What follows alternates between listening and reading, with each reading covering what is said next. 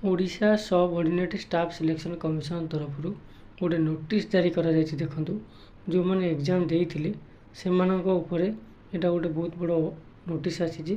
देखंतु in pursuance of notice number एतिकी 25/7/2024 okay the written test has been conducted on 3 August जोटा कि 2024 Saturday दिन कंप्यूटर बेस एग्जाम थिले। ओके से मानक ऊपर गोटे नोटिस आसी जो माने कि आब्सेंट थिले आउ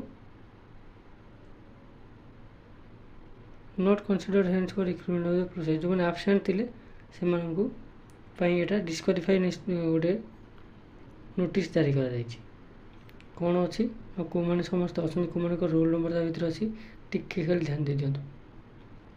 देखो अनुगुल जो मैंने से रोल नंबर ये दिखाई टोटाल ऑल यूजर ओके तापर बरगढ़ जो मैंने रही से रोल नंबर दिखाई यही सब डिस्ट्रिक्ट जो मैंने अनअवेलेबल थे आब्सेंट थे से रोल नंबर जारी कर आपण मैंने यही माने जो मैंने कि आपण मैंने ऑलरेडी डिस्क्वालिफाई हो सारी आपण मानक आगक आउ कनसीडर करा जाऊ नाही।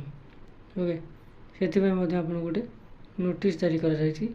देखंतु list of absentee candidate in the written examination test for the post of pharmacist and multipurpose health worker male under CRE 2023 apply करते। ओके आपण मानक आगक आउ कनसीडर करा जाऊ नाही आपण माने टिके ध्यान रखंतु एथिपाई कारण आपण माने आब्सेंट थिले।